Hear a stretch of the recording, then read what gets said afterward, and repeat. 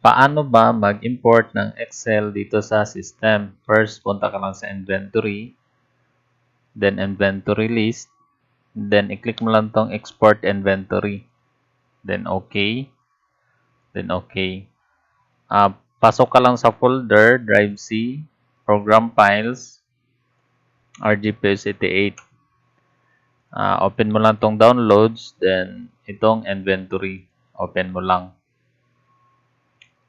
Yan, napansin nyo, may tatlong naka-entry na products kasi sa system natin may tatlong existing na naka-entry.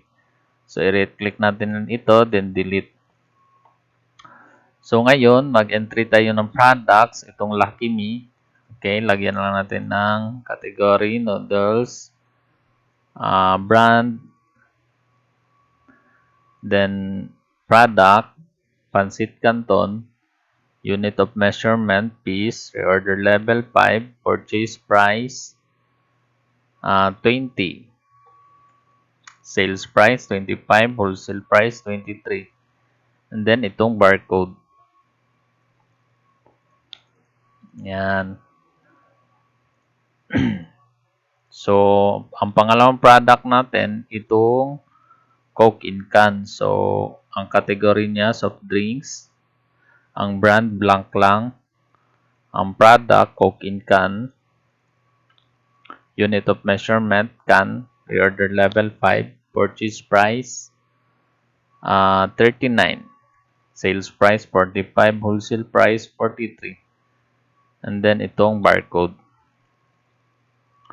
So, napansin nyo, itong barcode, hindi siya naka-format. Right-click nyo lang tong column, then column, right-click lang tong column, then format cells, click mo lang custom, hanapin mo lang yung app.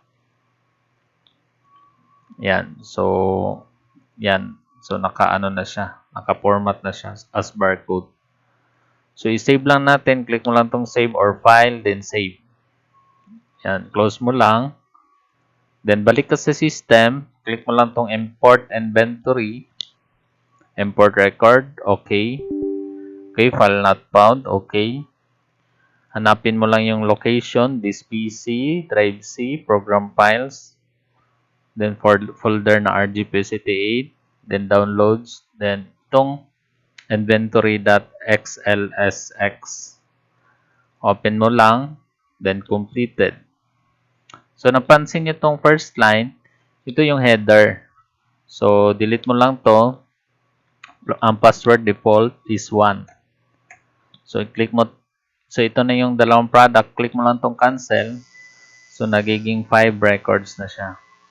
So, yun lang po. Thank you.